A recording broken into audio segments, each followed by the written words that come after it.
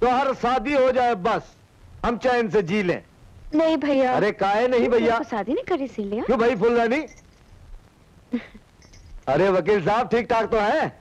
जरा तबीयत तो पूछ फूलरानी। भैया बोलो वकील साहब। इतना बड़ा घर बनाने के लिए आपके पास पैसा कहां से है? शक्ति। भाभी मैं आपको डांट नहीं सकता, अच्छा होगा आप इस बीच में ना बोलें। भैया ये महल जैसा घर बनाने के लिए आपके पास पैसा कहां से है?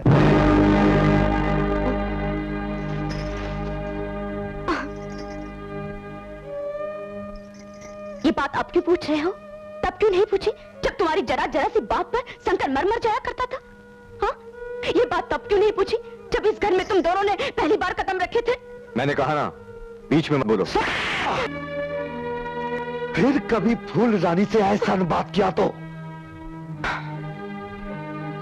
तुम यही पूछ रहे थे ना कि ये घर बनाने वास्ते पैसा कहां से आया? हम तुमको बताते, ये पैसा हम अपना दिल खोद के निकाला रहा बे।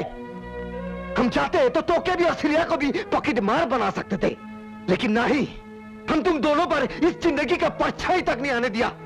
साफ सुथरा रखा, उजला। हम बुरे काम किए हैं, हम बुरे काम किए हैं, हम बुरे धंधे में हैं, लेकिन तुम दोनों को गंगा जल पिलाकर पालता रहा और तू 21 दिन में इतने बड़े हो गए कि हमसे सवाल जवाब करने लगे। हाँ? हमने तो आपसे इतना बड़ा घर कभी नहीं मांगा। हम तो आपके साथ एक खोली में रह लेते, आधा पेट खाते, जीते, खुश रहते। अरे ये कहे की बात है, कहे की। आधा पेट खाकर कोई खुश नहीं रहता। अरे तुम दोनों को मालूम ही नहीं गरीबी चीज क्या होती है और आदमी के साथ क्या सलूक करती है। अरे भैया गरीबी तो वो चीज है जो आदमी को भीतर बाहर से तोड़ के रख देती है। हाँ तो आपके साथ हम भी टूट जाते, लेकिन इस काले धन से बने हुए घर में मैं नहीं रह सकता। नहीं रह सकते ना? नहीं रह सकते तो जाओ, जाओ यहां से। पागल हो गए हो क्या? हम पागल ना भाई फूलरानी, हम पागल ना भाई। जरा ये वकील साहब को समझाओ कि जो बोझ हम इन कंधों पर लेकर जी रहे ना, अगर वही बोझ इनके कंधे पर होती तो इनकी और इनकी वकालत की कमर टूट गई होती।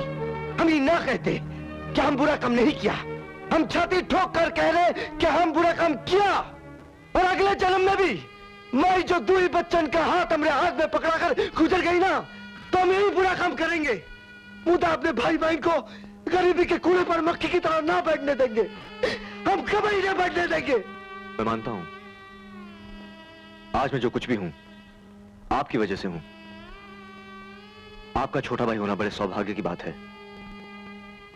भाई आप जानते हैं आज तक मैं मंदिर नहीं गया, मैंने कभी भगवान को याद नहीं किया, और क्यों करता? आप जो थे मेरे साथ। लेकिन आज जिस जगह पे आप हैं वहां एक स्मगलर बैठा है और मैं ये बर्दाश्त नहीं कर सकता। आपको याद है जो थप्पड़ आपने मुझे मारा था? मैं आज तक उस थप्पड़ को भूला नहीं, लेकिन आज मेरा भरोसा हर चीज से उठ गया है, उस थप्पड़ से भी जिसने मुझे जिंदगी के सही रास्ते पे खड़ा किया था। अब मैं यहां नहीं रह सकता, नहीं रह सकता मैं यहां। वाह क्या तकरीर किया है वकील साहब। आज तय अपने पांव पे खड़ा हो गया ना। हमने सहारे के बगैर नवी जिंदगी की कुंडी तक तेरा हाथ नहीं पहुंचता रहा। तय जूते समेत हमारी छाती पर खड़े होकर नवी जिंदगी का कुंडी खोल दिया। जा भैया, खुश रह।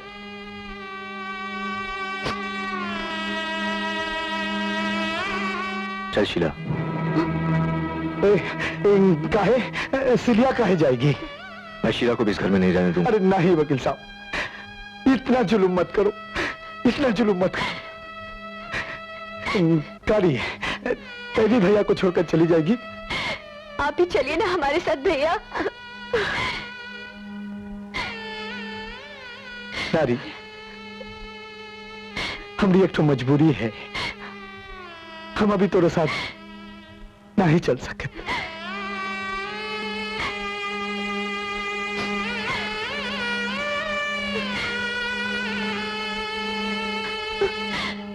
चल शीला, चल।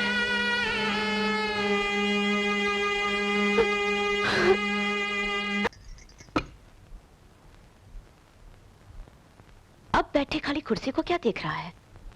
खाओ। कितना समझाया था कि अब ये धंधा छोड़ दे।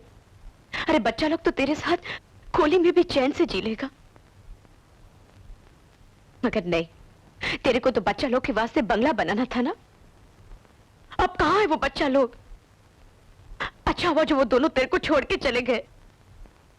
अगर उन लोगों ने ठीक काम किया है तो तू काहे नहीं चली गई उन लोगों के साथ? खून का रिश्ता होता तो मैं भी चली गई होती, पर तेरा मेरा दिल का रिश्ता है। मैं तो तेरी गैया हूं रे।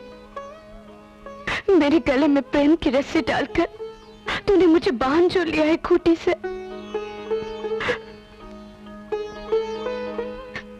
चल अब खा ले। जब हुई दुई कुर्सी को खाली देखे की आदत पड़ जाए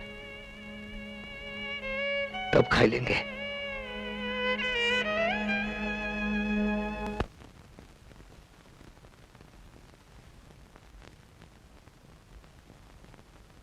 भैया के बगैर जीने की आदत डालनी पड़ेगी। सांस लिए बगैर जीने की आदत पड़ सकती है भैया। तो तुम क्या चाहती हो? हम फिर उस घर में चलें जिसकी बुनियादों में इस देश की तबाही की मिट्टी भरी हुई है? उन्होंने तो एक मिनट सोचा भी नहीं, बस कह दिया जाओ। जब तुमने उनसे पूछा आप भी हमारे साथ चलिए तो बोले मैं ये घर छोड़ नहीं सकता, मजबूरी है। क्या मजबूरी है? ऐसी कौन सी मजबूरी है जो औलाद की तरह पाले हुए भाई बहन को छोड़ा दे? ऐसी भी कोई मजबूरी हो सकती है वकील साहब, लेकिन तुम दोनों तो ये पूछने को भी नहीं रुके कि ऐसी क्या मजबूरी है। उनकी मजबूरी शायद ये है कि उन्हें वो जिंदगी और उसके ऐशो आराम की आदत पड़ चुकी है। अगर दूसरी बार तूने ये बात मुझसे कही ना तो मार मार के तेरा मुंह तोड़ दूंगी सत्या। और याद कर सके तो याद कर उस 11-12 साल के बच्चे को जो तुम दोनों की उंगली पकड़े मेरे घर के दरवाजे पे बाबूराम यादव को ढूंढता चला आया था।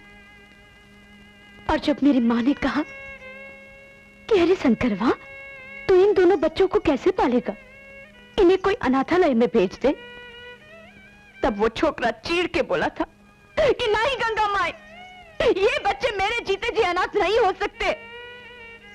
मैं ही इनकी माँ हूं और मैं ही इनका बाप। हाँ, याद करो उस हिम्मत वाले लड़के को जो तुम दोनों के लिए दुनिया भर की खुशी और आराम खरीदना चाहता था। तब उसको बुरे भले की तमीज नहीं थी। हाँ, उसने गलत रास्ता पकड़ा, मगर किसके वास्ते? तो तुम दोनों के वास्ते। और जानते हो उसने गलत रास्ता कब पकड़ा? हाँ, उस रात जब तुम बीमार थे, अस्पताल में पड़े थे और उसके पास दवाई खरीदने के लिए पैसे नहीं थे। वो तो तब की बात थी, आज की बात करो। आज वो सीधे रास्ते पे क्यों नहीं चल सकते? चुप रह सिलिया, तू ढेर जबान बात मत कर। मैं ये नहीं कहती कि वो अच्छा धंधा करता है। अरे हम तो उसे 1000 बार समझा कर थक गई कि अब ये धंधा छोड़ दे, मगर तुम दोनों को उसे ये सब कहने का कोई अधिकार नहीं। तो जब शीला ने उनसे ये कहा कि आप भी हमारे साथ चलिए तो वो हमारे साथ क्यों नहीं आए? अगर वजह बता दूंगी ना तो तुम दोनों की छाती फट जाएगी। ये कसम खाई थी कि स्मगलिंग करके हमें पालेंगे? नहीं, ये कसम खाई थी कि जिस आदमी ने तुम्हारी माँ के साथ बलात्कार किया था उसे खोज कर मारे बिना चैन की सांस नहीं लेगा। बलात्कार? हाँ हाँ बलात्कार। कौन था वो? यही तो परेशानी है ना उसकी।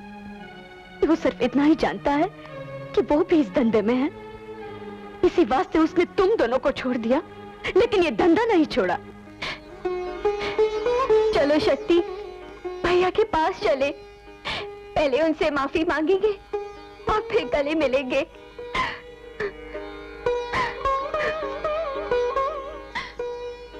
ये कैसी बातें कर रही हो सिलिया? कभी तुम दोनों को उससे कुछ मांगना पड़ा है? हा? वो तो बिना मांगे तुम दोनों को देता रहा है ना। चलो, आज भी वो बिन मांगे दे देगा, पर पहले अपनी आंखें धो लो। वो तुम्हारी ये रोई रोई आंखें नहीं देख सकता। मिनट में आई।